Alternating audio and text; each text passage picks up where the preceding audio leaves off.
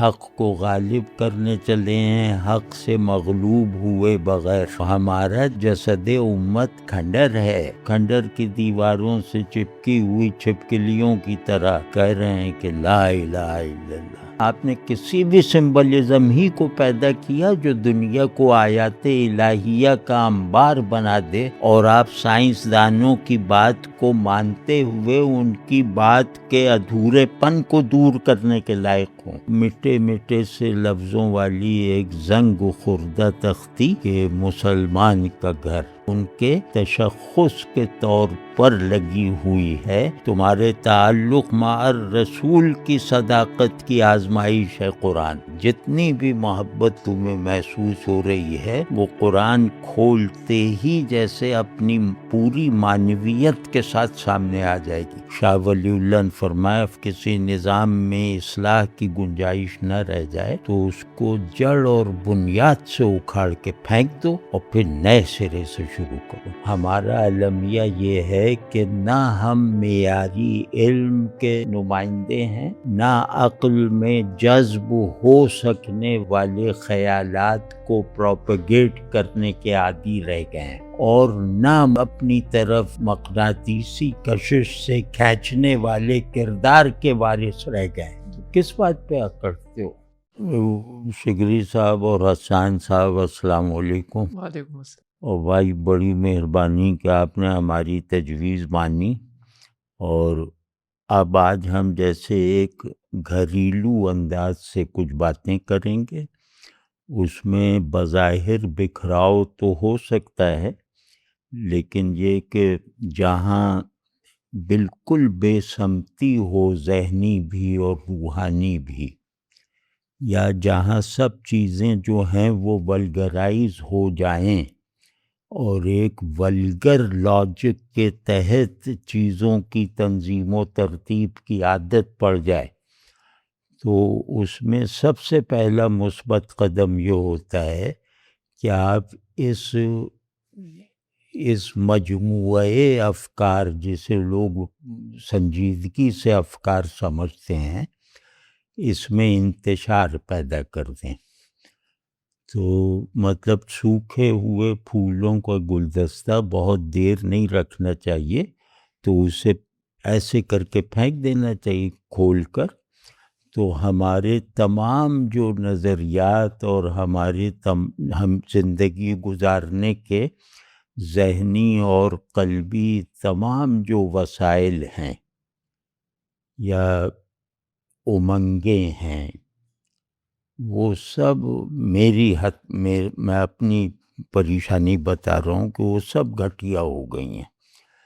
ہم بڑی سے بڑی چیز کو چھوٹا سے چھوٹا بنا دینے کی لاجواب صلاحیت رکھتے ہیں۔ ہم حسین سے حسین تصور یا منظر یا خیال کو بدصورت اور گھناؤنا بنانے میں بالکل ید طولہ رکھتے ہیں۔ تو ہم خیر یا فلاح عامہ کے جو تصورات رکھتے ہیں، یعنی معاشرہ جن اخلاقی فطری اقدار پر ایک اجتماعی متحرک اجتماعی اکائی بنتا ہے، ہم نے اس کو گھٹیا پن اور لوفر پن سے مشروط کر دیا ہے۔ یعنی ہم مطلب یہ کہ چوروں کی طرح تو اکٹھا ہو سکتے ہیں، صوفیوں کی طرح فلسفیوں کی طرح اکٹھا نہیں ہو سکتے۔ بھئی اب اجتماعیت ایک مضبوط بندش کے ساتھ ڈاکوؤں میں بھی ہے اور مذہبی جماعتوں میں بھی ہے۔ تو اب اس میں مطلب صرف کسی مجمع کا یا کسی گروہ کا منظم ہو جانا اس بات کو لازم نہیں کرتا کہ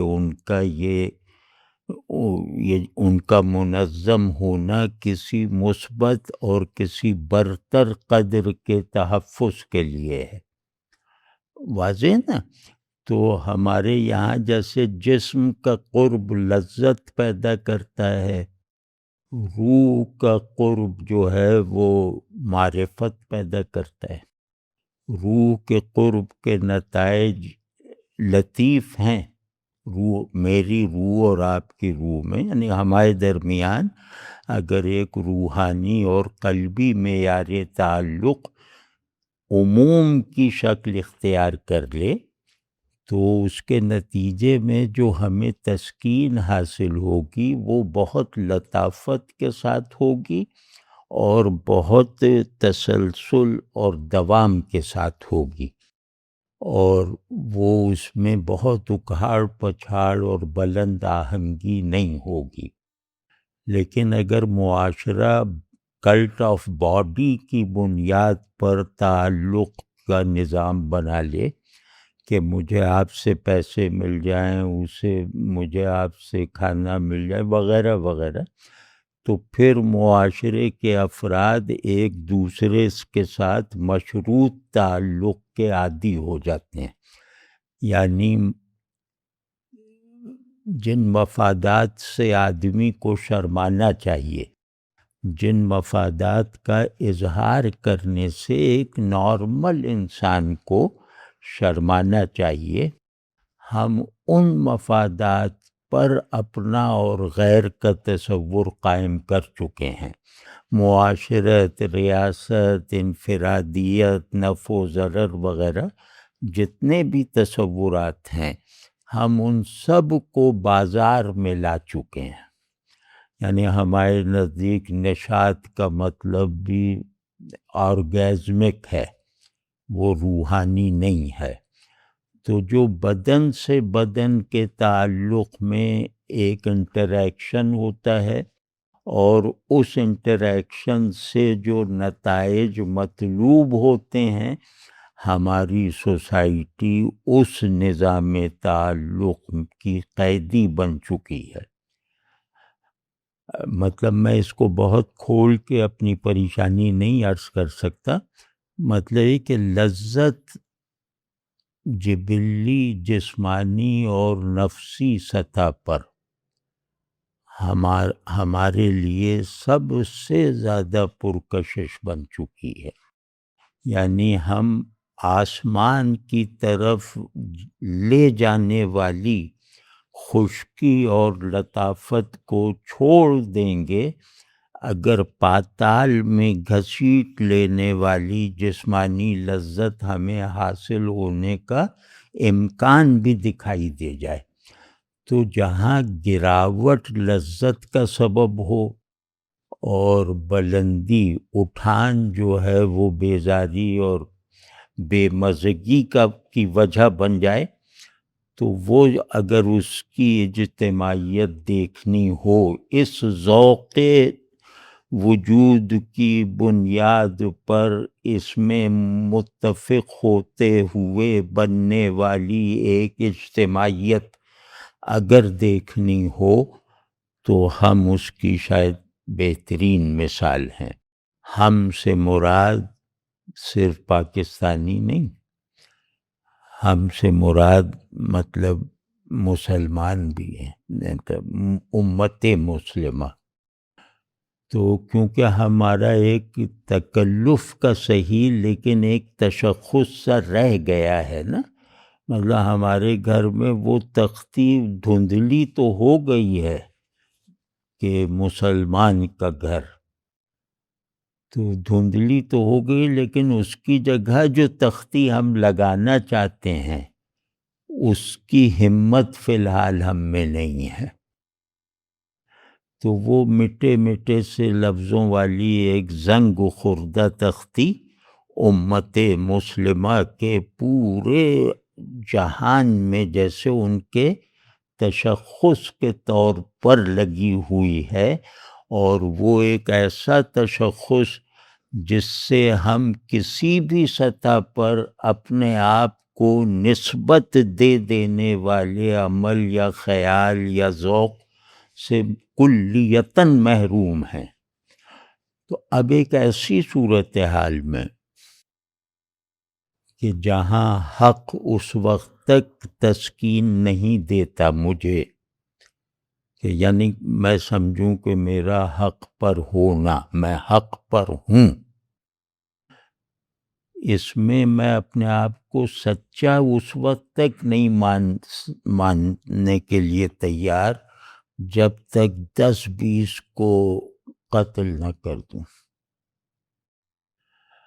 میں درست راستے پر ہوں تو میری ساری دلچسپی یہ ہے کہ غلط راستے والوں کی مردم شماری کروں۔ مطلب میری دلچسپی اس میں نہیں ہے کہ چلو سیدھے راستے پہ چل رہے ہیں تو ذرا دیکھ لیں ہمارے ساتھ کون ہے، ان سے ذرا تعلق پیدا کریں، انہیں پانی وانی چاہیے ہو تو پلا دیں۔ بالکل دلچسپی نہیں ہے۔ ہم دوربینیں لے کر حق کے راستے پہ نکلے ہوئے ہیں اور وہاں دائیں بائیں ادھر ادھر دیکھتے رہتے ہیں کہ باطل کے راستے پہ کون چل رہا ہے، اور وہیں سے ہم فائر کر دیتے ہیں باطل کے راستے پہ چلنے والے۔ تو جو باطل کے راستے کی چھان بین کرتے ہوئے حق کا راستہ طے کر رہا ہے اور جس کو کچھ سجھائی نہیں دے رہا کہ حق کے راستے میں یہ پڑاؤ صبر کا آ گیا، یہ شکر کا آ گیا، یہ مطلب فلاں فلاں مجھے یہ احوال حاصل ہو رہے ہیں، کوئی پرواہ نہیں ہے اسے۔ وہ حق کے پڑاؤ کی طرف بھی، حق کے راستے میں آنے والی سرایوں میں بچھی ہوئی چارپائی پہ بھی نہیں لیٹتا۔ وہ کہتا ہے میرا سو جانا جو ہے وہ باطل پرستوں کو مضبوط کر دے گا۔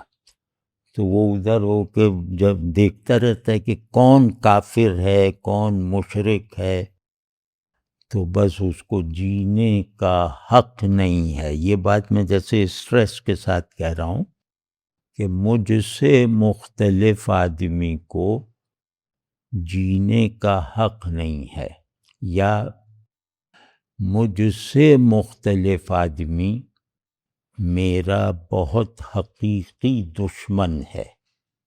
اب میں کمزور ہوں گا تو اس سے بھاگوں گا، مضبوط ہوں گا تو وہ مجھ سے بھاگے گا۔ تو یہ جو ایک کبھی میں کبھی وہ غالب آنے والا ماحول ہے، یہ جانوروں کا ہوتا ہے، یہ انسانوں کا نہیں ہوتا۔ انسان اپنی مضبوطی اور کمزوری دونوں کو انٹریکٹیو بناتا ہے ایک دوسرے کی، جیسے ایک دوسرے کے لیے ایثار کی پوزیشن میں رہتے ہوئے۔ تو ہمارے یہاں یہ نہیں ہے، ہماری قوت کسی کے کام نہیں آ رہی اور ہماری کمزوری کسی سخی کی توجہ حاصل نہیں کر رہی، کسی معالج کی توجہ حاصل نہیں کر رہی۔ تو اس صورتحال میں مطلب شگری صاحب بہت سینئر آدمی ہیں اور یہ ماشاءاللہ بہت عمدہ، تو یہ جو ایک تنزل سا ہے یا اسے کیا کہیں، تو یہ مذہبی لوگوں میں سب سے زیادہ کیوں ہے؟ مطلب ڈاکو ہے، ڈاکہ مار رہا ہے تو وہ ڈاکہ مارنے کو کوئی وہی آیت سے تھوڑی ثابت کرے گا، وہ کہے گا وہ مجبور ہیں ڈاکہ مارنے کے لیے، اور اس کو اگر کہیں اس کی اچھی معاش کا بندوبست کر دیا جائے تو ڈاکہ مارنا چھوڑ بھی دے گا۔ لیکن یہ جو ہیں یہ مطلب کیا کہوں، مطلب یہ کہ ہماری مذہبی اجتماعیت بہت ہائی ٹون میں ہے، بہت ایکسکلوسیو ہے اور بہت انسان دشمن ہے۔ یہ اللہ ماشاء، یہ نہیں کہ سب پہ حکم لگا رہے ہیں، لیکن جو مذہبیت بھی طاقت اور مقتدائی پر اصرار کرتی ہے اس میں صورتحال کم و بیش ایسی ہی ہے۔ تو اس کا سبب کیا ہے؟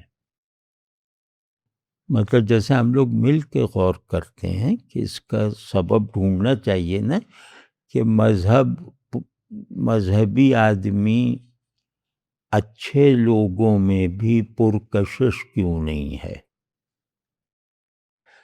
مذہبی کردار جدید زندگی سے پیدا ہو جانے والے مثبت کرداروں کے مقابلے میں اخلاقی اور ذہنی طور پہ پسماندہ کیوں دکھائی دیتا ہے؟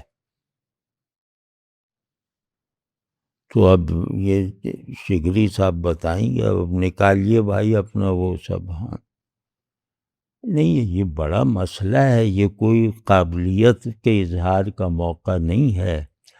یہ جیسے کوئی تکلیف میں زیادہ ہے، وہ ذرا لمبا، اس کی پکار لمبی ہے. کسی کی تکلیف کم ہے تو بھی اسے اس پکار پر توجہ دینی چاہیے نا. اپنی چھوٹی پکار اس بڑی پکار میں شامل کر دو. تو اتنی تمہید باندھ دی ہے تو یہ ہماری طرف سے ایک بہت لمبی چیخ کی طرح ہے. آپ لوگوں کے اندر بھی چیخیں دفن ہیں اور یقیناً ایسا ہی ہے. تو اگر آپ کی چیخ تھوڑے کم ڈیوریشن یا کم آواز کی ہے تو اس کو اس چیخ میں ڈال دیجئے. یہ آپ نے کہا کہ جو مذہبی اجتماعیت ہے، مذہبی طبقہ ہے، اس میں ایک ایکسکلوزیوٹی اس میں نظر آتی ہے، ایکسکلوزیو تھاٹ. یعنی تو یہ مذہبی فکر سے مخصوص ہے یا صرف یہ جو مذہبی فکر کا جو نمائندہ طبقہ ہے وہ اس پر زور دیتا ہے، یعنی کہ انکلوزیو ہونے کی بجائے ایکسکلوزیو ہونے پر؟ یعنی میں یہ جاننا چاہ رہا ہوں کہ یہ مذہبی فکر بذات خود مذہبی فکر کے اندر یہ چیز موجود ہوتی ہے کہ ایک ہمارا گروہ ہے، ایک ہمارا مخالف گروہ ہے، یا جو اس فکر کے جو نمائندے ہیں ان کے اندر یہ کوئی باہر سے آئی ہوئی چیز ہے؟ ہاں، طاقت اور قیادت کی خواہش سے پیدا کو لازم کر دینے والی مذہبی فکر چاہے کسی بھی پہلو سے ہو، اس میں یہ خرابی مشترک. مطلب ہے کہ مفتی اعظم بننا اور خلیفہ وقت بننا، امیر المومنین بننا، یہ دونوں ایک درجے پہ ڈسٹرکٹیو ہیں انسانیت کے لیے. پاور علم میں بھی ہوتی ہے کہ بھئی میری دانش، میرا شعور فائنل ہے اور اس سے ٹکرانے والے کا سر قلم. اور ایک یہ کہ میری طاقت کے آگے سب سر جھکائیں ورنہ وہ سر قلم ہو جائیں. آپ سمجھیں نا، پاور صرف ایک طرح کی نہیں ہوتی. پاور پیدا ہوتی ہے ایک ایسے تکبر سے جو افلاس کی حالت میں پیدا ہوتا ہے. پاور کا اعلان یعنی اپنے آپ کہنا میں طاقتور ہوں یا ہم طاقتور ہیں کیونکہ ہم حق پر ہیں. تو یہ مفلس کا تکبر ہے، کیونکہ ابھی تو یہ تنقیدی نظر نہیں ڈالی گئی کہ آپ حق پر ہیں بھی یا نہیں. تو مطلب یہ تو خیر باتوں میں بعد میں سامنے آتے رہیں گی نا. آپ لوگ اپنی رائے دیجئے. مطلب میں نے تھوڑی یہ سب صورتحال بنائی ہے کہ سوال مجھ سے کیا جائے. نہیں، جیسا ہم تو آپ سے چیزیں سمجھنا چاہیں گے نا.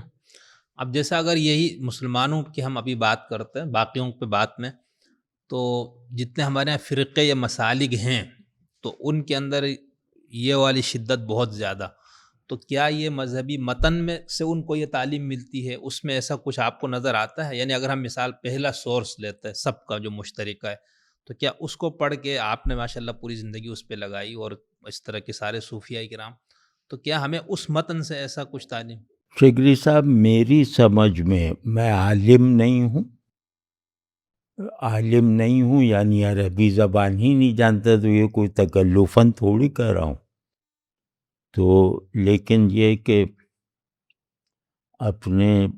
اپنا پورا پرسپیکٹو اپنی دانست کے مطابق اس دین ہی سے اخذ کیا ہے جس دین پر رضا و رغبت اور آزادی کے ساتھ ایمان لایا ہوں۔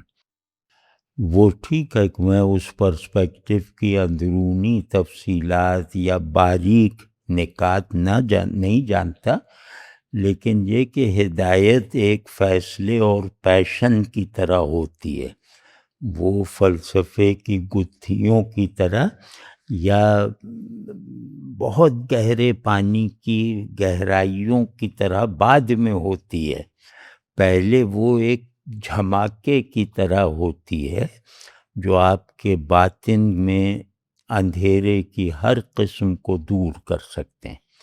ہر باطن کا اندھیرا اس جھماکے سے روشن ہو جاتا ہے۔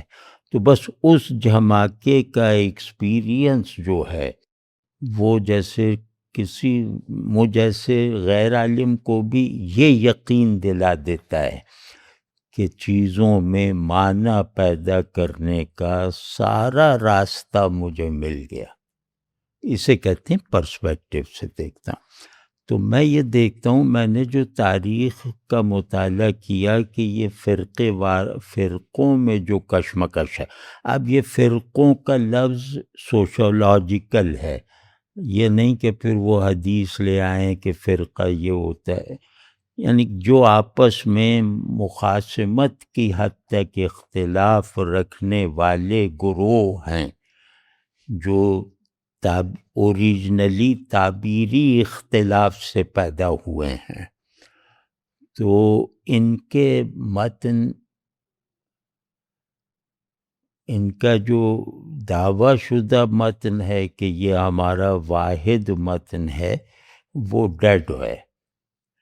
ان کے زندہ متون ان کے بنائے ہوئے ہیں، یعنی تعبیر ان کے یہاں پوری طرح غلبے کی حالت میں برسرے کار ہے، اور جو اصل ہے یعنی جس کی یہ تعبیر ہے وہ شدت تعبیرات میں گم ہو گیا، یعنی تعبیروں کا ایک ہجوم ہے اور بہت طاقتور زندہ، اس میں جہاں سے وہ تعبیریں اپنا اپنا جواز دے رہی ہیں وہ مردہ پڑا ہوا ہے، وہ پتھر کی سل ہے جس سے یہ لوگ اپنے اپنے آتش فشاں بنا رہے ہیں، اسے پتھر کی سل کی طرح ٹھنڈا رکھا ہوا ہے۔ تو تعبیروں کا جو اختلاف اگر اجتماعیت میں خلل پیدا کرے، یعنی مثال طور پہ ہماری اجتماعیت قرآن و سنت کی بنیاد پہ ہونی چاہیے، اور اس بنیاد پر نہ ہونے کی نشانی یہ ہوگی کہ ہم قرآن اور سنت کی تعبیرات میں اختلاف کو اپنے درمیان سرحدیں بنا لینے کا سبب بنا رہے ہیں، یعنی قرآن و سنت کی جو فطری طور پر مطلوبہ اجتماعی وحدت ہے اس کا انکار کر رہے ہیں۔ اب آپ خود سوچئے کہ تعبیروں سے بننے والی اجتماعیت امت کی تشکیل میں اگر رکاوٹ بننے لگے تو اس میں یہ نہیں دیکھا جائے گا کہ کس کی تعبیر صحیح ہے، اس میں دونوں کو توبہ کر کے واپس اس طرف جانا ہے کہ ہم خود اپنے آپ کو ترک کر کے اس بڑی وحدت میں ضم ہو جائیں، اپنے درمیان تعبیری اختلافات کو چاہے برقرار رکھتے ہوئے جس وحدت کی طرف ہمیں توحید پر ایمان کی صداقت نے جو ہے متوجہ کیا ہے، معمور کیا ہے، تو یہ رویہ نہیں نظر آتا ہمارے یہاں شروع تاریخ سے۔ ہماری تاریخ جو ہے وہ شرمندہ کرنے والی ہے، اور اس پر اسے تسلسل دیتے رہنا، یعنی 1200 سال پہلے مثال کے طور پہ یعنی رسول اللہ صلی اللہ علیہ وسلم کے دو چار سو سال بعد سے چاہے شروع کر دیں تاکہ کوئی خدشہ نہ رہے. تو وہاں سے آپ دیکھیں کہ ہم نے ہر تعبیری پڑاؤ پر اپنے گروہ کو اتنا مضبوط کیا ہے کہ اسے امت بننے کی ضرورت نہیں رہ گئی. صحیح. آپ دیکھیں نا، جیسے فرض کیا اب یہ تعبیری میری شناختیں ہیں نا، کہ میں کہوں اہل سنت ہوں یا یہ ہوں، تو یہ میری تعبیری شناخت ہے تاکہ جب میں آپ سے ملوں تو ہم لوگ اگر علمی باتیں کریں تو ایک خوشگوار ماحول میں ہمارا پہلے سے ایک تعارف ہے، اس میں کسی کو جھٹکا نہ لگے، یا ہم ایک دوسرے کا لحاظ کریں کہ بھئی یہ بات ان کے سامنے نہیں کہنی، وہ بات آپ کے سامنے نہیں کہنی. واضح ہے نا؟ یعنی کہ تعبیری جو ضمنی جو کل ہوتے ہیں وہ امت کی کلیت میں معاون ہوتے ہیں، اس میں حارج نہیں ہوتے. تو میں مسلمان ہونے کی حیثیت سے فقہ میں یا کسی اور چیز میں آپ سے مختلف ہوں، اور وہ مختلف چاہے صحیح اور غلط کا فیصلہ کرنے پہ اکسائے، لیکن امت کی وحدت میرے آپ کے تعبیری تضاد کو بھی گویا حارج نہیں ہونے دیتی. اس وحدت میرے اور آپ کے درمیان، اس وحدت پر جو تعبیر کے پہلے کی ہے. ہم لوگ اپنے دائرۂ تعبیر سے نکلنے کا کبھی تصور ہی نہیں کرتے. کسی سے پوچھیں کہ تعبیر ما قبل تعبیر، تمہارا مسلمان ہونا، یعنی کہ ایک ہے جو ما قبل تعبیر ہے اور ایک ما بعد تعبیر ہے، ان میں تضاد کی نسبت ہے. کوئی بھی اللہ کا خوف رکھنے والا چاہے کسی بھی تعبیر کو اپنا مستقل مسلک بنا لینے والا، وہ اگر ایمانداری سے غور کرے تو اسے ما قبل تعبیر اور اپنی تعبیر میں تضاد کی نسبت نظر آئے گی، اور نہ آئے گی تو اس نے ٹھیک سے غور نہیں کیا، جانبداری سے غور کیا. تو اب یہ جیسے تعبیری شناختیں ہیں نا، جیسے میں حنفی ہوں، تو حنفی ہونا میری زندگی کو فیسیلیٹیٹ کرتا ہے، میرے اعمال کو ایک رخ دیتا ہے. وہ میرے دین کو کوئی امتیاز تھوڑی دیتا ہے. وہ تو معاشرت میں ایک قانونی نظم کی ضرورت ہوتی ہے، تو وہ کسی ایک فقہ سے وہ ضرورت پوری ہو سکتی ہے، وہ اختیار کر لی.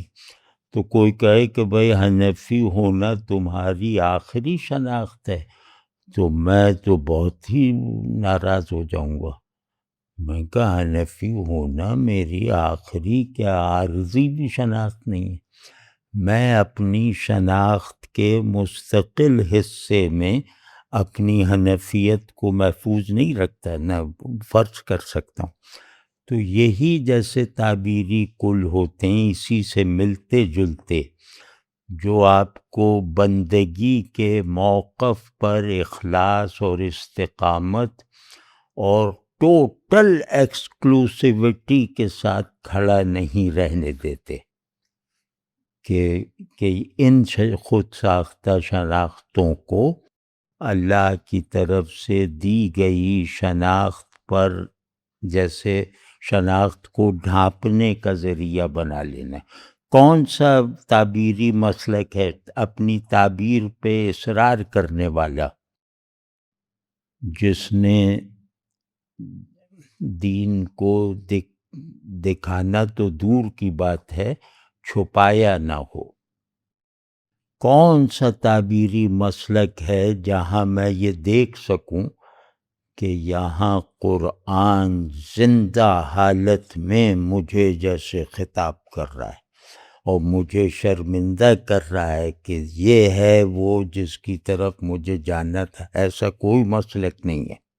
تعبیر تو اصل کا سایہ ہے نا. ہم نے یہاں تک بڑھا دیا کہ ہر چیز کا ایک سایہ ہے، اسے ہم پکڑیں گے، اصل کو اس سے کمتر ثابت کریں گے. ایک یہ دماغ کی خرابی نہیں ہے. تو آپ کو اور مجھے سب کو اپنے اپنے طور پہ دیکھنا چاہیے کہ میرے اندر سب سے زیادہ لائیولی حالت میں کون ہے. میرے اندر احساسات اور جذبات کا پورا نظام کس رخ پہ چل رہا ہے، تو وہ سمجھ میں آ جائے گا، ایک دم سمجھ میں آ جائے گا. لیکن ہماری عصبیتیں جو ہیں وہ دینی عصبیت سے بالکل مختلف نوع بن گئی ہیں. وہ ہے اللہ کو جو چاہے کہتے پھرو، کسی کو توہین وغیرہ نہیں محسوس ہوتی. آپ ہمارے پیر صاحب کو کچھ کہیں گے تو وہ توہین ہے. توہین کسے کہتے ہیں؟ جس کا احساس ناگواری اور غصہ شدید ہو. تو کبھی کوئی ناگواری یا خوشگواری ہم لوگوں نے صرف اللہ سے محسوس کی ہے، اللہ کو ہر سیاق و سباق سے نکال کے. کوئی نجات دلا سکتا ہے اس کے آگے؟ کوئی سفارش کر سکتا ہے اس کے اذن کے بغیر؟ کوئی اس کے آگے نسب کا دعویٰ کر سکتا ہے کہ میں بڑے خاندان کا ہوں؟ کوئی اس کے آگے کسی بھی اپنی صلاحیت کا حوالہ دے کر اپنے آپ کو جنت میں پہنچا سکتا ہے؟ وہاں صرف یہ ہے کہ ہم کو مانا اس طرح مانا کہ کل وجود سے مانا اور کل شعور سے مانا. کل وجود کو نثار کر دیا اور کل شعور کو جو ہے وہ منفعل محض بنایا ہمارے آگے. اور ہم سے تعلق کی تربیت تعلق بالرسول صلی اللہ علیہ وسلم سے حاصل کی ہے. تو یہ تو خیر وہ ہے. یہ جو ہم متون، یہ بہت زبردست تشخیص ہے کہ متن وہ ہوتا ہے جو زندہ ہو اور جس کے ساتھ میرا تعلق میرے اندر داخلی اور افعالی جو ہے وہ مظاہر پیدا کرتا ہے. یعنی جسے ماننے میں ریلیجسلی سچا ہوں. تو اب آپ دیکھ لیں کہ وہ آپ کیا ماننے میں سچے ہیں، کس متن کو ماننے میں آپ کا جی بھی لگتا ہے، آپ کا ذہن بھی مطمئن ہے اور آپ کا ارادہ بھی وہیں سے حکم لے کر عمل میں آتا ہے. تو وہ متون آپ کے اپنے بنائے ہوئے ہیں نا، کہ کہیں کچھ ہے، کہیں کچھ ہے، کہیں کچھ ہے.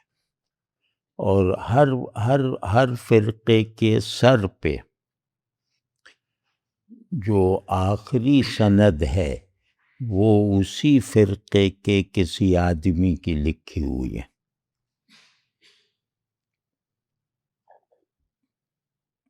تو اللہ بچائے یا یہ سب عجیب و غریب وہ ہے.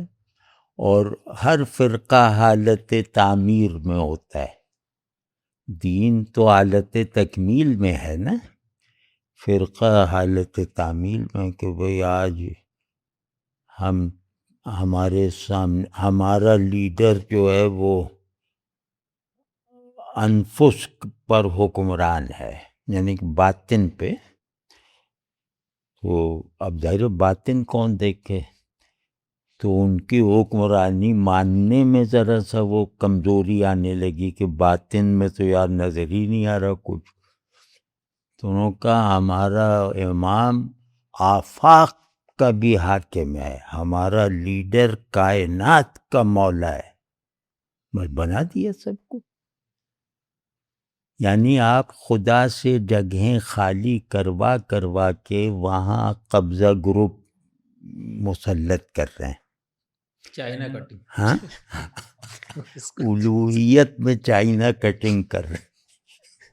بہت اچھا، بہت اچھا. نہیں جاوید صاحب، یہ جو ہمارے ہاں جو تعبیرات کو اصل پہ غالب کر دیا گیا، آپ ایک وہ بات کرتے وہ بہت مطلب سوچنے کے لیے. میں تو جب سے یہ پہلی بار آپ سے بات سنی اس وقت واقعی میں، یعنی اللہ نے کہا نا کہ وہ غیب میں ہے، تو وہ ہم نے اس کو غائب ہی کر دیا. یہ جو آپ بات کرتے، اور جب ہم فرقوں کو دیکھتے خاص طور پر، اور جس میں جتنی زیادہ فرقے کی اپنی فرقے کو کل حق سمجھنے کا رجحان، اور اللہ کا شکر ہے سب میں، تو اس کے اندر بالکل وہ جو، اور جہاں سے جس بنیادی ٹیکسٹ کی تعبیر میں یہ سب ہے وہ ہے ہی نہیں وہاں پر.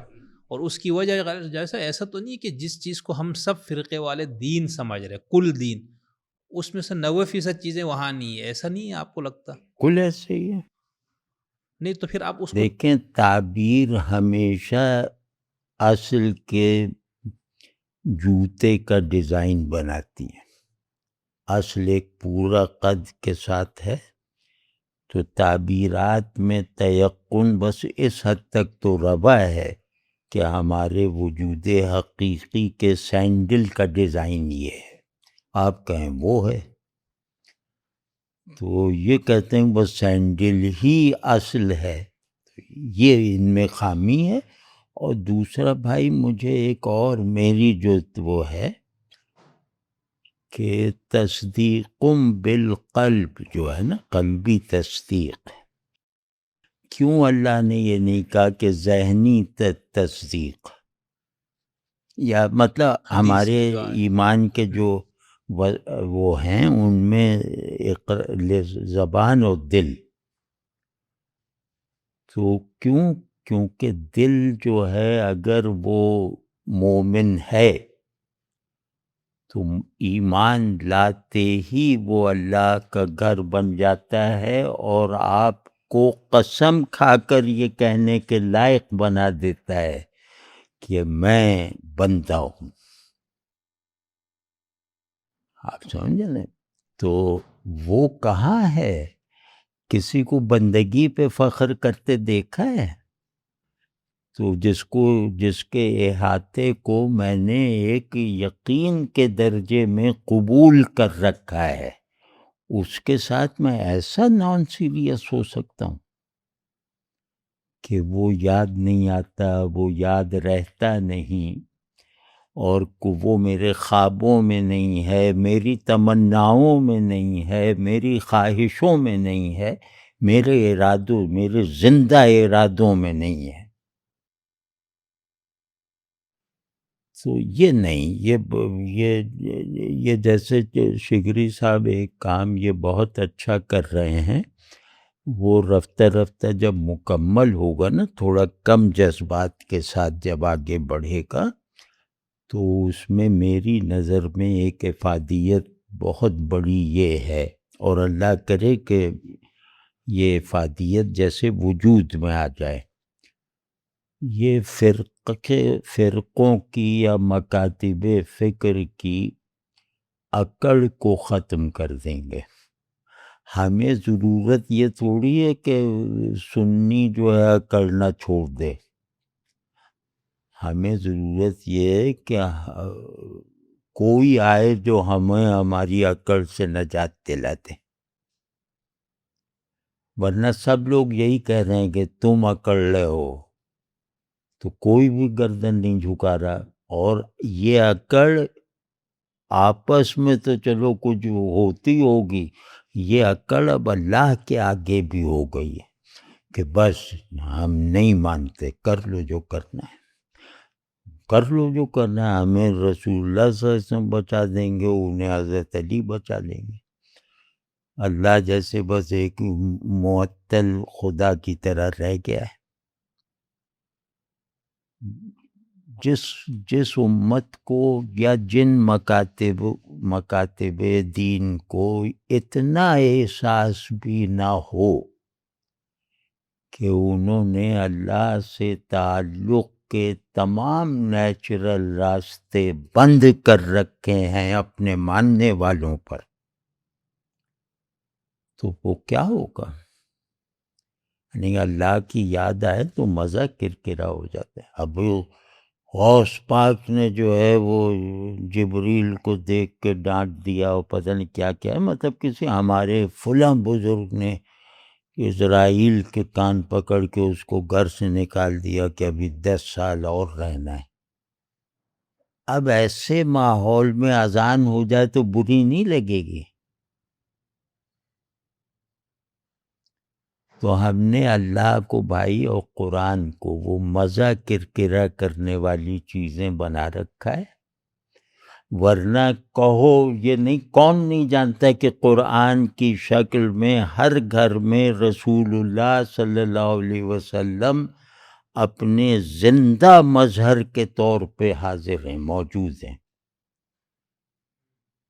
رسالت ساری کی ساری اپنی تمام ترین تاثیرات اور دلائل کے ساتھ قرآن میں سب کے ہاتھ میں دے دی گئی، یعنی سب گویا رسول اللہ صلی اللہ علیہ وسلم کے حضور کو یہ کتاب کھولتے ہی آپ کو رسول اللہ صلی اللہ علیہ وسلم کے حضور میں پہنچا دیتی ہے۔ جتنی بھی محبت تمہیں محسوس ہو رہی ہے وہ قرآن کھولتے ہی جیسے اپنی پوری معنویت کے ساتھ سامنے آ جائے گی۔ تمہارے تعلق مع الرسول کی صداقت کی آزمائش ہے قرآن، کچھ بھی نہیں۔ قرآن اب ہر گھر میں رسول اللہ صلی اللہ علیہ وسلم ہے۔ اب جا کے دیکھو کوئی نہیں سنے گا، سب کہہ دیں گے ہاں یار یہ تو بڑی بات ہے، وہ بڑا نکتہ نکالا ہے، اور گھر میں وہ گرد پڑ رہی قرآن۔ یہ نہیں بھائی، ہم کو مکمل طور پر فوری طور پہ انہدام کی ضرورت ہے، تعمیر وغیرہ نہیں۔ جیسے مولانا کا شعر ہے نا کہ ہر بنائے کوہنا کا باداں کنند، اولاں بنیاد را ویراں کنند۔ شاہ ولی اللہ نے فرمایا کسی نظام میں اصلاح کی گنجائش نہ رہ جائے تو اس کو جڑ اور بنیاد سے اکھاڑ کے پھینک دو اور پھر نئے سرے سے شروع کرو۔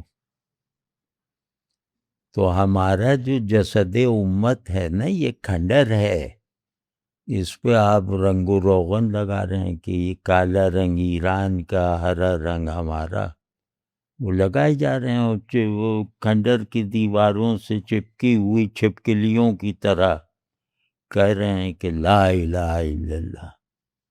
کیا مانے؟ کچھ کوئی اثر ہے؟ حق کو غالب کرنے چلے ہیں، حق سے مغلوب ہوئے بغیر۔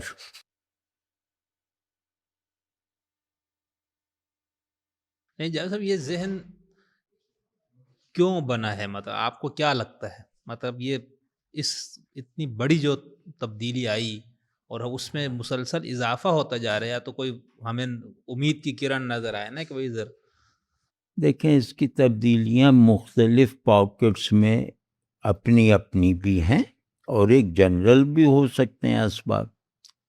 عربوں میں قبائلیت نہیں گئی، تو قبائلی عصبیت جو ہے ان کے یہاں ایمانی حمیت پر بھی غالب رہی، تو وہاں کا سبب تو یہ ہے کہ امت بننے کے عمل میں عرب ہمیشہ سے سب سے بڑی رکاوٹ رہے ہیں۔ ہر عمل وحدت میں سب سے بڑی رکاوٹ حجازی لوگ رہے ہیں، عرب لوگ۔ تو دوسرا یہ کہ عجم نے وہ جو کیا نام ہے اوتاری نفسیات نہیں چھوڑی، عجم بت پرست رہا ہے، اور بت پرست بہت اعلیٰ فلسفیانہ شعور کے ساتھ رہا ہے، عربوں کی طرح نہیں کہ وہ ایسے مطلب وہ پورے ایک میٹافزیکل اعلیٰ ڈسکورس میں رہتے ہوئے بت بناتا تھا اور بت کا تعارف کرواتا تھا. تو عجم اس وجہ سے تو عجمیوں میں تجسیم کا غلبہ ہے اور قبائلیوں میں ایک بے معنی تنزیہ کو مسلط کیے رکھنے کا وہ جیسے جنون ہے. یہ لوگ تشبیہ کے عادی ہیں. تشبیہ و تنزیہ واضح رہے کہ یہ اللہ کے وہ شانیں ہیں. ایک شان تنزیہ ہے جہاں ہم کو نہیں پہنچ سکتا کوئی، ایک شان تشبیہ ہے جو علامتوں کا مجموعہ ہے جو آیات الہیہ ہیں. تو عجم کا مزاج تشبیہ کا ہے. یہاں ایسا نہیں ہے کہ وہ مشرکین مکہ کی طرح کا شرک تھا، لیکن ان کے ہاں تنزیہ اتنی زیادہ ہو گئی کہ وہ ذات غائب ہو گئی.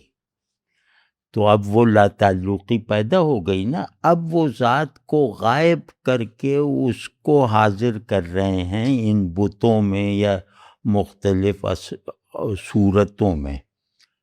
تو زردشتی جیسے مجوسی، ہندو روایت اور وہ جو میسوپوٹیمین روایت عراق وغیرہ، عراق قدیم، شام، تو یہ سب روایتیں تشبیہی روایتیں ہیں اور یہ بہت بڑی روایتیں ہیں. یہ اس طرح عرب والی جیسی نہیں، مقامی چھوٹی چھوٹی خیموں والی.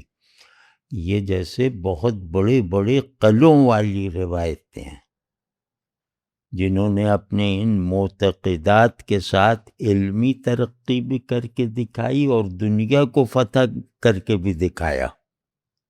یہ تہذیبیں تھیں، مطلب اوریجنل معنی میں یہ سویلائزیشنز تھیں. تو ایک سویلائزیشن میں رہنے والا آدمی اپنے پیشگی مزاج کو کیسے بدل سکتا ہے؟ وہ زیادہ سے زیادہ یہ کرے گا کہ مسلمان ہونے کے بعد وہ تشبیہ کو تنزیہ سے بیلنس کرے گا اور تنزیہ کو تصور سے نکال کے ایک ذات سے منسوب کر دے گا، اس کا ذوق نہ رکھتے ہوئے. اب اسے ذوق تنزیہ تو نہیں ہے نا کہ ذات کو تنزیہ سے جوڑ دے. ذات ہونے کا مطلب ہے کہ وہ تشبیہ اور تجسیم میں ہے. اب اس بیچارے کو جوڑنا پڑ گیا کہ نہیں تجسیم نہیں ہے، اللہ جسم نہیں ہے. یہ ماننا عجم کے لیے بہت مشکل ہے، مطلب اس کا ذوق پیدا کرنا. باقی ظاہر ہے کہ ماننا سبھی نے ہے، یہ نہیں، لیکن اس میں وہ پیشن اسی وجہ سے ان کے لیے ذات الہ کے ساتھ نہیں ہے. عجمیوں میں پیشن نہیں ہے وہ والا. تو جیسے عرب کلچر نے قبائلیت کو برقرار رکھا جو چھوٹا مؤثر تھا، تو ایک بہت بڑی سویلائزیشن سے اپنی نفسیاتی تشکیل کروانے والے اقوام وہ کیسے ان کنڈیشنز سے محض اپنے ارادے سے یا اپنے فیصلے کی کسی تبدیلی سے بدلاؤ لا سکتے ہیں؟ تو آپ دیکھیں ایران عربوں کی فتح کو کبھی قبول نہیں کر سکا، کبھی نہیں. تو وہ اس وجہ سے کہ وہ برتر سویلائزیشن نے ایک، جیسے ہم منگولوں سے شکست کھا جائیں تو جو ہمارا تاثر ہوگا نا ویسا تاثر ان کا ہے. تو وہ اب وہ زیادہ بڑے فاتح ہیں اس شکست خوردگی کے مقابلے میں. لیکن اس کی تشریح میں نہیں کروں گا. تو وہ اپنی شکست کے تمام نتائج اپنے اوپر سے کھرچتے جا رہے ہیں. فتح ایران کی تمام نشانیاں نفس اور عمل اور ذہن پر سے وہ کھرچتے جا رہے ہیں اور کامیابی سے کرتے جا رہے ہیں. یہی حال ہندوستان اور یہ سب بہت بڑی بڑی امپائرز تھیں. تو یہ ایسا نہیں ہو سکتا کہ میں اپنے ذوق تعلق کو ایمان لا کر ختم کر دینے کی قدرت حاصل کروں.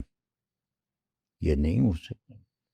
اس میں ایک بڑا فیصلہ کرنا پڑتا ہے اور اس فیصلے کو اپنی پسند ناپسند پر نافذ کرنا پڑتا ہے. جیسے یہ کہ میں فرض کے امیر تیمور کو خدا مان رہا ہوں، تو اب موقع مل گیا کہ اصلی خدا کو اب مان رہا ہوں، تو میں یہ ممکن نہیں ہے کہ امیر تیمور کا حوالہ بالکل نکال دوں اللہ سے تعلق میں. تو یہ ہوا ہے. تو اب کبھی آپ غور کیجئے ہمارے یہاں جو فضائل بڑوں کے بتائے جاتے ہیں، مراتب اور مناقب، ان میں الوہی رنگ پیدا کیے بغیر ہمیں چین ہی نہیں آتا. کہ وہ خیبر کا دروازہ انہوں نے پھینکا اوپر، تو اوپر چوتھے آسمان پہ فرشتے ڈر گئے کہ یہ ہم پہ نہ آ جائے. جبریل کے پر کٹوا دیے. کیا مذاق ہے یار یہ. اور بڑے پیر صاحب نے کہا کہ یہ بارات اس حالت میں نے 12 سال بعد نکال دی ہے. اسرائیلی دیکھ محمدی کا یہ معجزہ. اب اسرائیلی سے مراد معلوم ہے کون ہے؟ یہود. عیسیٰ علیہ السلام.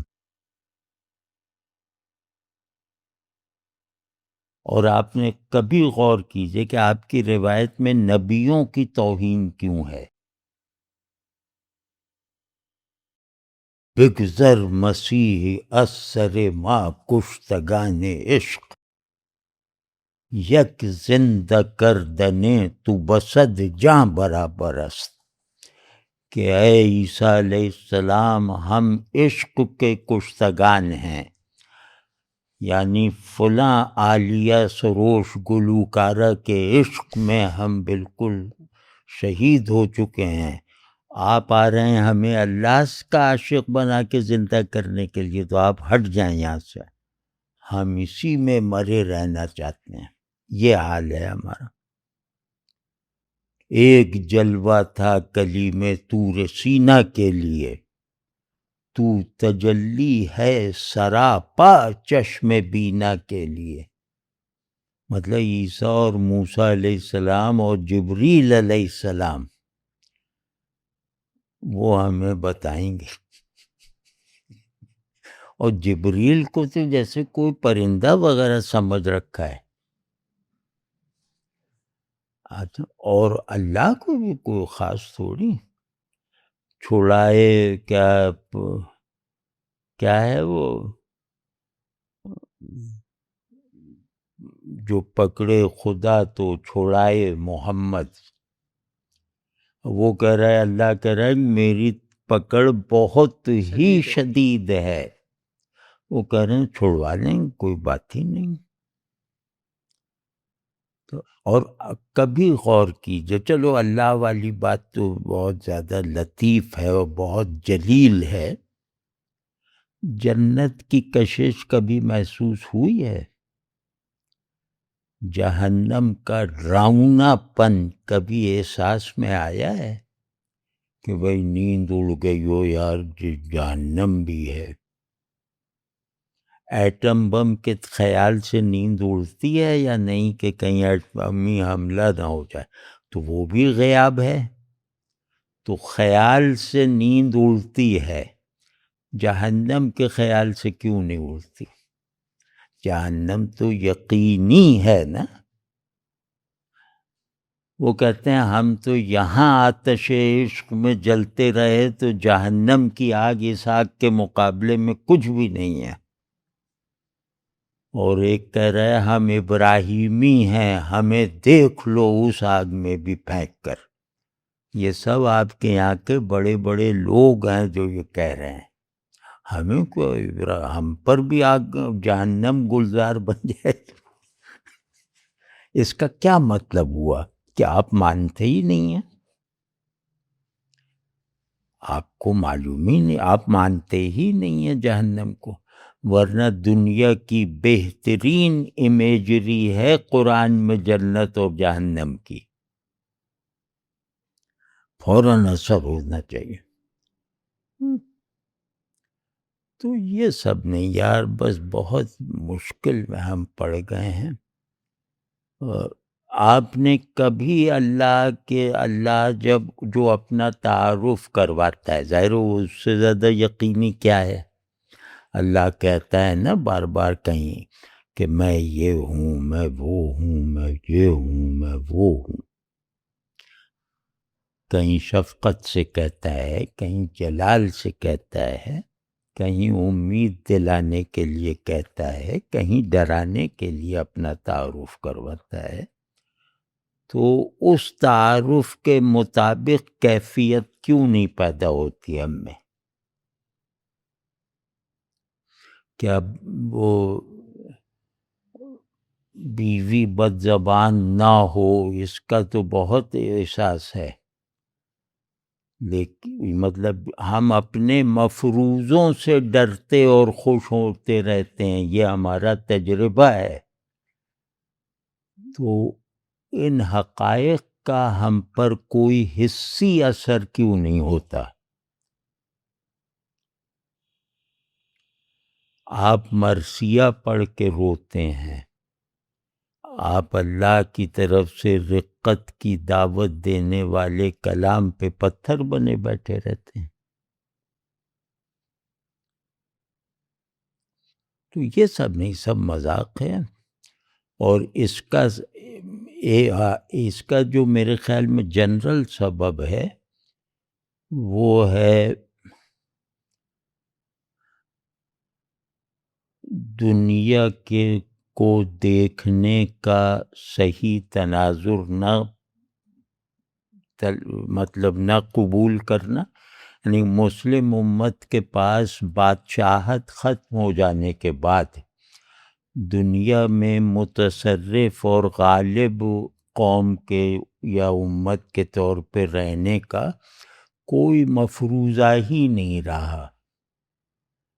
تو یہ گویا دنیا سے سازگاری میں مکمل، یعنی دنیا فتح کرنے کے لیے بھی دنیا سے سازگاری ضروری ہے نا. تو یہ اس طرح کی سازگاری کبھی پیدا نہیں کر پائے. اسی وجہ سے دنیا کی توجیہ کرنے والا کوئی ایک علم بھی مسلمانوں کی ایجاد نہیں ہے.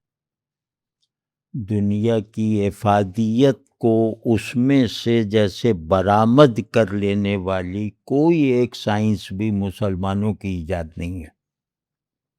تو دنیا جیسے ہے نا، دنیا میں بھی فلاح، آخرت میں بھی فلاح. تو آخرت میں فلاح مشروط ہے دنیاوی فلاح سے. دنیا میں فلاح کے ایجنٹ ہم نہیں رہ گئے. دنیا کو سمجھنے میں ہم مکمل طور پر غیروں کے دست نگر ہیں. آپ کے ذہن کی ساری تربیت مغرب کرتا ہے، آپ کے ذوق کی ساری تربیت مغرب کرتا ہے. آپ کا پورا ایپسٹیم جو ہے وہ جدید ہے، اور آپ اس میں صرف دریوزہ گر ہیں. یعنی ہم دنیا کو اپنی تنقیدی رائے سے دنیا پر اثر ڈالنے کی کوئی قوت نہیں رکھتے، بلکہ آپ کوئی امکان ہی نہیں رکھتے کہ دنیا اللہ کی نعمتوں کی جگہ ہے، اللہ کی رحمتوں کے سائے میں ہے. تو آؤ ہم تمہیں بتاتے ہیں اپنے ایمانی شعور سے پرورش پانے والے علوم اور فنون اور صلاحیتوں کی مدد سے۔ دیکھو ایمانی سائنس سے یہ نتائج نکلتے ہیں۔ دیکھو ہماری نظر سے دیکھنے سے کرسی کا یہ درجہ بلند ہو جاتا ہے کوئی آپ کے، آپ نے کسی بھی سمبلزم ہی کو پیدا کیا جو دنیا کو آیات الہیہ کا انبار بنا دے، اور آپ سائنسدانوں کی بات کو مانتے ہوئے ان کی بات کو کے ادھورے پن کو دور کرنے کے لائق ہوں کہ بھئی یہ جو وقت میں اضافیت کا قانون ہے، یہ جو ہے یہ تجدد امثال کے تابع ہے۔ آئنسٹائن سے اگر یہ کہہ سکتے نا تو وہ وجد میں آ جاتا۔ آپ ہر چیز کی معلومیت کا، اس کی موجودیت کا مادہ واحد اللہ سے اس کے تعلق علمی و عینی کو بتا کر دکھا دیں تو آج ساری فزکس اپنا کوئی فیصلہ تبدیل کیے بغیر ایمان لے آئے گی۔ آپ ہر وقت اس سے جھگڑے میں لگے رہتے ہیں کہ یہ کیسے، یہ ہو ہی نہیں سکتا، اور جب تھوڑا عرصہ گزر جاتا ہے تو اسی قول کو اختیار کر کے کہتے ہیں کہ یہ تو قرآن نے 1400 سال پہلے بتا دیا تھا۔ اب آپ نے قرآن کو بھی کھیل بنا لیا ہے نا کہ یہ تو ہم نے پہلے بتا دیا تھا، پہلے کسی نے کیوں نہیں بتایا کہ یہ قرآن میں؟ بالکل نہیں۔ ہم دنیا کا علم امکان خطا کے ساتھ ہے۔ امکان خطا اگر ایک فیصلہ کن اور دائمی عنصر کے طور پر علم دنیا کی ماہیت اور ساخت میں داخل نہ ہو اور پیش نظر نہ ہو تمام علمی فیصلوں میں، تو وہ علم نہیں ہے دنیا کا۔ تو یہاں معلوم بدلتا رہتا ہے، اور اس معلوم کو ہی اپنے لیے کورسپونڈنگ رکھنے کے لیے ذہن بھی بدلتا رہتا ہے۔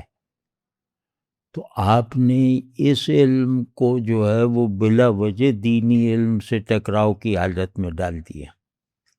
تو آپ دنیا کے کسی کام ہی کے نہیں۔ اب وہ لوگ کہہ رہے ہیں کہ یار ساری برکتیں ادھار کیوں ہیں تم لوگوں کی؟ ساری برکتیں کہ اسلام لاؤ تو کیا فائدہ ہوگا بتاؤ؟ یہی کوئی ایک محلہ ہی دکھا دو جو اسلام کی سوشالوجی کا مظہر ہو، کوئی آدمی ہی دکھا دو جو اسلام کی سائیکالوجی کا نمونہ ہو، کوئی سائنس دکھا دو، تصور کائنات دکھا دو جو اسلام کی کازمالوجی کا نمونہ ہو۔ کچھ بھی تو ہم نے نہیں کیا نا۔ جو لفظ جو اس بات پہ شاکی رہیں کہ یہ مشکل لفظ اور مشکل لفظ جو اس سے ہی نہ نکل پائیں، وہ معنی کی طرف کبھی بڑھیں گے؟ نہیں اب یار آپ نہیں، اب آپ بولیے نا کوئی یہ فرقوں کے اوپر بات کرنا چاہوں گا۔ آپ نے کہا کہ فرقے جو ہیں وہ متن کی تعبیری اختلافات کے نتیجے میں وجود میں آئے۔ اب کوئی متن ہے تو اس کے جو تعبیر کا اختلافات ہے، یہ ایک فطری بات ہوتی ہے کہ اس میں متن ہے تو اس کے تعبیر کا اختلافات بھی ہوگا۔ تو کیا یہ فرقوں کا وجود میں آنا یہ ناگزیر تھا، یا ایسا کوئی ہم تصور کر سکتے ہیں کوئی الگ دنیا جس کے اندر یہ فرقے وجود میں نہیں آتے؟ نہیں، انسان جن چیزوں پر چاہے ایمان لا کر غور کرے، چاہے تحقیق کے لیے غور کرے، اس میں تنوع یا اختلاف لازم ہے۔ صحیح۔ بلکہ میں آپ سے عرض کروں کہ میرے ذہن میں ایک خیال ہے، اور کل اس خیال کا اینٹی تھیسس میرے ذہن میں نہ بنے، یا تو اس میں تکمیل کا کوئی عنصر داخل ہو یا اس میں تردید کا کوئی ذرہ شامل ہو جائے، اس وقت تک میں اپنے ذہن پہ اعتبار ہی نہیں کر سکتا۔ یعنی کہ ایک خیال سلیٹ پر چسپاں کسی تصویر کی طرح تھوڑی ہوتا ہے، ایک خیال بنتے بگڑتے رہنے کی واضح حالتوں میں ہونا چاہیے۔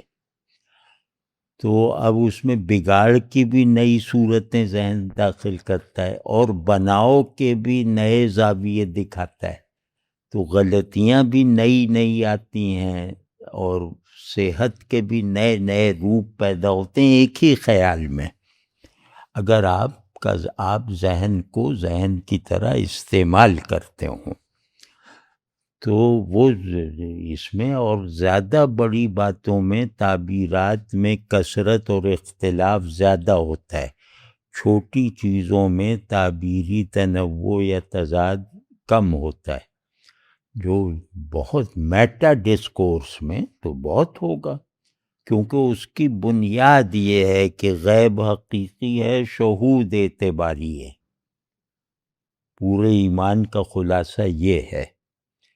تو اس میں ظاہر اختلاف، غیب تخیل میں آئے گا، غیب عقل میں آئے گا، غیب میری خواہشوں کو انگیج کرے گا، میرے تجسس کو سخت مایوسی کی حالت میں متحرک رکھے گا کہ میں نہیں پہنچ سکتا۔ تو اس میں سب ٹھیک ہے، لیکن سلیٹ پر چسپاں کسی تصویر کی طرح تھوڑی ہوتا ہے، ایک خیال بنتے بگڑتے رہنے کی واضح حالتوں میں ہونا چاہیے۔ تو اب اس میں بگاڑ کی بھی نئی صورتیں ذہن داخل کرتا ہے اور بناؤ کے بھی نئے زاویے دکھاتا ہے، تو غلطیاں بھی نئی نئی آتی ہیں اور صحت کے بھی نئے نئے روپ پیدا ہوتے ہیں ایک ہی خیال میں، اگر آپ ذہن کو ذہن کی طرح استعمال کرتے ہوں تو وہ اس میں اور زیادہ بڑی باتوں میں تعبیرات میں کثرت اور اختلاف زیادہ ہوتا ہے، چھوٹی چیزوں میں تعبیری تنوع یا تضاد کم ہوتا ہے، جو بہت میٹا ڈسکورس میں تو بہت ہوگا، کیونکہ اس کی بنیاد یہ ہے کہ غیب حقیقی ہے، شہود اعتباری ہے، پورے ایمان کا خلاصہ یہ ہے۔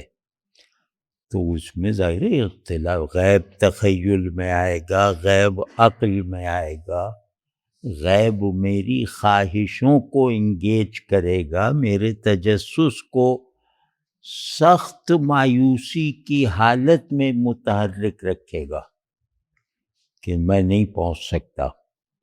تو اس میں سب ٹھیک ہے، لیکن جیسے ہی آپ تنوع اور اختلاف کو ایکسکلوسیو بنائیں گے، یعنی یہ محاورہ بنائیں گے جو میں سمجھا ہوں بس یہی، تو اب آپ نے فرقہ بنا لیا ہے، اور پھر دوسرا فرقہ بھی یہی کہہ رہے ہیں کہ بس یہ، تو یہ جو بس آپ نے کیا ہے نا، یعنی کہ اس کی تشکیل اور تکمیل کا عمل یہاں مطلقاً مکمل کر دیا ہے، وہ مطلقاً مکمل کرنا آپ کا حق نہیں تھا، آپ اضافی طور پہ دائرہ بنا سکتے ہیں کہ بھئی ہم مطلق کے اعتبار پر علم کے نتیجے میں، تحقیق کے نتیجے میں اپنا یہ عارضی ضمنی یا اضافی دائرہ بنا رہے ہیں، اور اس دائرے میں رہنے میں ہمیں آسانی ہے، یہ نہیں ہے کہ یہی دائرہ حقیقی دائرہ ہے۔ جب تک، بھائی میں بالکل سیدھی بات عرض کر دوں، علماء سے چاہے سب عام سے عام آدمی کو اس پہ غور کرنا چاہیے کہ تمہاری نظر میں آخری پہچان کیا ہے۔ سب یہ سوال اپنے آپ سے کریں ذرا سنجیدگی سے، اپنی خیر خواہی میں، کہ میری آخری پہچان کیا ہے، کہ جو اگر میں بیان کر دوں ایک لفظ میں تو میری سب ڈیفینیشنز اس میں سما جائیں، یا میرا کوئی بھی عمل اور میری کوئی بھی پہچان اس اصلی شناخت سے متصادم ہو تو وہ میرے لیے اجنبی ہے۔ کر کے دیکھیں، میں تو یہ اب تبلیغی نظر سے کہتا ہوں کہ یار اسلام کی طرف آ جاؤ۔ بندگی کی، اسلام کا مطلب ہے بندگی، اسلام کا مطلب تسلیم فلاں اور تسلیم فلاں نہیں ہے، بندگی کی طرف آ جاؤ۔ لیکن جیسا وہ ہمارے یہاں ان لوگوں نے اس کے لیے بھی راستہ نکالا ہے نا، ہمارے فرقوں نے اس کے لیے بھی ایک راستہ ہے نا کہ بندگی کی طرف جانے کے لیے آپ کو یہاں سے گزر کے جائیں گے تو بندگی ہوگی، تو اب یہ جو چالاکی ہے اس کا کیا؟ بالکل صحیح ہے یہ سب کہ کہتے وہ ہیں کہ اللہ کے دربان ہیں، وہ راستہ دیں گے۔ اور بھائی دین یہ ہے کہ میرے اور اللہ کے بیچ میں غایت قرب والی سچویشن بھی پیدا ہو جائے تو بیچ میں رسول اللہ صلی اللہ علیہ وسلم ضرور ہوں گے، بس یہ سیف ہے کہ میرے لیے وہ موصل ہیں۔ تو اللہ تو انہی نے بتایا ہے نا، تو اللہ کا کوئی بھی قرب رسول اللہ صلی اللہ علیہ وسلم کی پشت پر نظر رکھ کے ہی حاصل ہوگا، وہ حقیقی اور یقینی قرب ہوگا، اعتباری نہیں رہے گا۔ بس نبی کی یہ حیثیت ہے کہ وہ آپ اور اللہ کے درمیان ایمانی تعلق کی تمام تفصیلات کا واحد ماخذ ہوتا ہے، وہ ہے۔ اب بالکل آزادی بھی نہیں ہے کہ سب ادھر ادھر ہوگا، وہاں ان کے بغیر، ان کے پیچھے پیچھے کھڑے ہوئے بغیر آپ اگر کسی کو دیکھیں گے تو وہ خیالی اللہ ہے۔ جبھی تو فرمایا نا کہ بھئی وہ محبت مجھ سے سب سے زیادہ کرو، وہ تاکہ اللہ کو محبوب مطلق بنانے کی، جو اس کو صرف آئیڈیالزم نہ سمجھو، وہ تمہارے لیے عملاً ممکن ہو جائے گا۔ لیکن بھائی کیا کریں یار، وہ اب شگری صاحب کوئی نسخہ تو بتا دیجئے، بس اس پہ ختم کرتے ہیں۔ کوئی نہیں، یہ ہم سب پہ واجب ہے دوسرے کی خیر خواہی نا، تو آپ کوئی نسخہ، بھئی اللہ کو ماننے میں سے اللہ اسلام ہی کی کھڑکی سے نہیں نظر آتا، وہ دوسری باتیں ہیں۔ ہم مسلمان ہیں تو یہ ہے، یہ ایسا نہیں ہے۔ اللہ ملحد پر بھی حجت ہے، اللہ کو اس کا انکار بھی مجہول نہیں کر سکتا، اوجھل نہیں کر سکتا۔ یہ کن بنیادوں پہ بات ہو رہی ہے؟ کیونکہ اللہ اپنے تمام تعینات ہدایت سے ماورا ہے، اور میری فطرت حقیقی کا بیسک سبسٹنس اور کانٹینٹ ہے۔ یعنی کہ نبی سے نہ ملنا اللہ کو نہ ماننے کا عذر نہیں ہے۔ اب یہی دیکھ لو، یہ نہیں مانا جائے گا کہ ہمیں تو بھئی کوئی کتاب نہیں آئی، کوئی نبی نہیں آیا، کوئی ہادی نہیں آیا، تو اس لیے ہم اللہ کو نہیں مان سکتے۔ اللہ کہے گا کہ وہ ہادی تمہارے اندر رکھا ہوا تھا۔ اللہ کے تصور سے پاک رہنا ناممکن ہے، رسول کے تصور سے آزاد رہنا ممکن ہے، کتاب کے تصور سے آزاد رہنا ممکن ہے۔ لیکن اللہ بطور پرنسپل آئیڈیا آف بینگ، بطور principal substance of all consciousness, یہ میرے اندر کھدا ہوا ہے. اس کا جو بھی انکار ہوگا وہ میری طرف سے ارادی ہوگا اور غیر فطری ہوگا. تو اب آپ کا مذہبی ڈسکورس ان سب نزاکتوں کو بیان کرنے کے لائق ہی نہیں رہ گیا.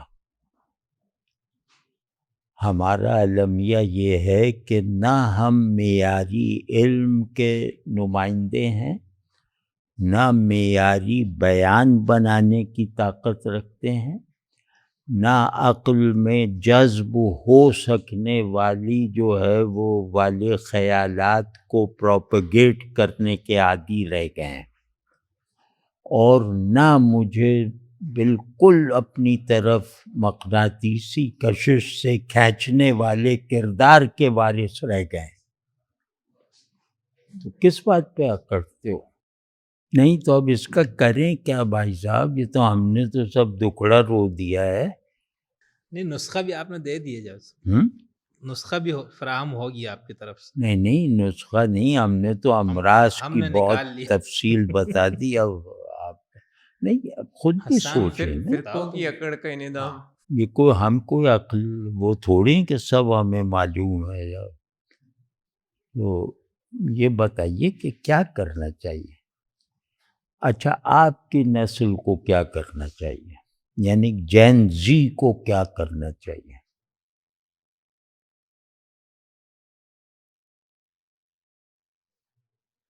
ہاں اور کوئی تکلف نہیں ہے، وہ سب کوئی غلطی کر دی بعد میں کٹوا دیجیے گا، وہ سب ہے. جیسے ابھی میں نے کہا نا، یہ سب کاٹ ہو گیا. ایک آپ کی ہی گفتگو سے ایک نقطہ ذہن میں آیا ہے کہ فرقہ واریت کا جو یہ آسیب ہے اس کو ذرا یوں کم کیا جا سکتا ہے اگر ہم ہر فرقے کے ذہن میں یہ بات ڈالنے میں کامیاب ہو جائیں کہ وہ مطلق حقیقت اپنے اندر لیے ہوئے نہیں ہے، صرف حقیقت کی ایک اضافی حیثیت میں اس کے پاس حق ہے، اضافی تعبیر، اضافی تعبیر اس کے پاس ہے، اور امکان ہے کہ وہ بھی غلطی کا امکان رکھتا ہے کہ اس کی جو تعبیر ہے اس میں غلطی ممکن اگر اس کے ذہن میں آ جائے. غلطی کا یقین، غلطی کا قوی احتمال، اور نقص کا یقین، ناتمامی کا یقین، صحیح، یہ جواز دیتا ہے تعبیر کا. صحیح. تو اگر یہ ہم فرقوں کے ذہن میں ڈال سکیں تو اس سے پھر یہ ہے کہ فرقہ واریت کی جو وہ بہت رف ایجز ہیں اس کو ہم کسی طریقے سے کن کر کے پھر قریب آ سکتے ہیں فرقے. آپ کبھی غور کیجئے شگری صاحب کہ فرقہ پرست کوئی آدمی ہو، اس میں دو اوصاف ضرور ہوں گے. ایک وہ ضدی ہوتا ہے کہ، اور ایک احمق ہوتا ہے. صحیح، مطلب وہ یہ اصرار کرتا ہے کہ سورج صرف اس کی کھڑکی سے نظر آتا ہے. یہ حماقت بھی ہے اور ضد بھی ہے، اور ضد اور حماقت جمع ہو جائیں تو سنگ دلی پیدا ہوتی ہے.